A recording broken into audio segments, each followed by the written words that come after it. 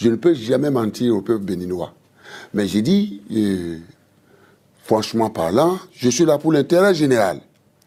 Mais lorsque quelqu'un se dit, je veux avoir la richesse du pays, du Bénin, au détriment des Béninois, je veux avoir le porc, je veux avoir le coton, sinon je vous tue, alors j'estime que, à mon avis, franchement parlant, ma volonté est inébranlable. Vu tout ce qui a été fait, c'est devant eux que le port de Cotonou est tombé, s'est effondré en pleine crise du PVI. Le port était, le Bénin a perdu déjà son port à cause du PVI. Ça s'est effondré totalement. Parce que ce monsieur veut, tel que c'est monté, ça a arrogé 400 milliards de francs CFA lui seul. Dans un pays où 50% de la jeunesse n'a pas d'emploi. Mais je ne peux pas accepter cette responsabilité-là.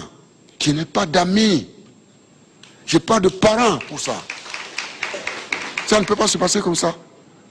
Donc il fallait courir et aller redresser. C'est devant ces Américains-là. Ils sont revenus quelques mois après pour voir les performances lorsqu'on a commencé par prendre les prix à gauche, à droite.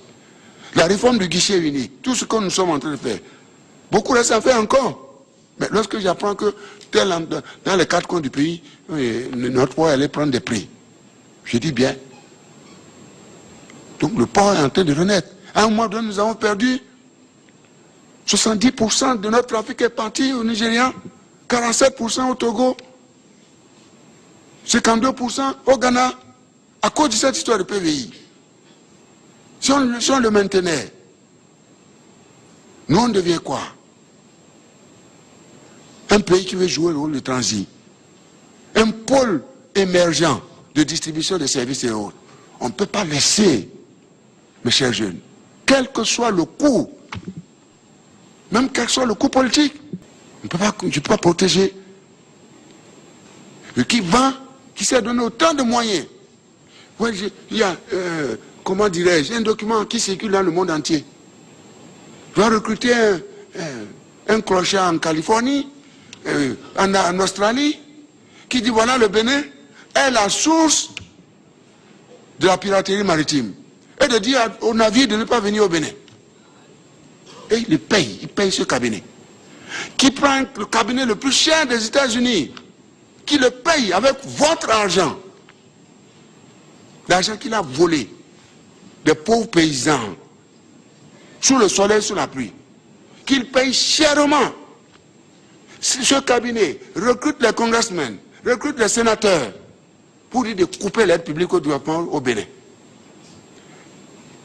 Et ces gens de congrès et ces sénateurs écrivent à, comment dirais-je, à Kerry, le numéro 2 américain, qui envoie des lettres, qui a fait des enquêtes, il dit c'est des histoires, classez-moi cette lettre.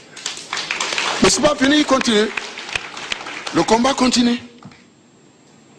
Mais c'est comment ça? Comment on peut vendre son pays de cette manière? Où est-ce qu'on va? Mes chers enfants, je vous en parle parce que je suis obligé. Mais nous pouvons nous relever. On est tombé par les bombes qu'on a fabriquées nous-mêmes. La classe politique à laquelle j'appartiens. Je ne veux pas me dédouaner. Si on doit être jugé, on sera jugé de tous. Et devant vous, c'est vous qui serez nos juges. Parce que je vous dois la vérité, rien que la vérité. Et je le jure. Je le jure. Tout ce qui se passe, nous avons commis, ça il n'y a rien à faire. Par des arrêtés, des décrets, de ceci, de cela, etc. Aussi à la fonction publique, des agents, des protocoles qu'on signe de gauche à droite, n'importe comment. N'importe comment. Pour découvrir que, eh bien, on a fabriqué des bombes décidées à ensanglanter, enflammer et désintégrer notre édifice constitutionnel. Mais Dieu est grand. Dieu est grand. Que Dieu leur donne la bénédiction et qu'ils comprennent qu'il faut revenir à la raison. tenais à vous le dire.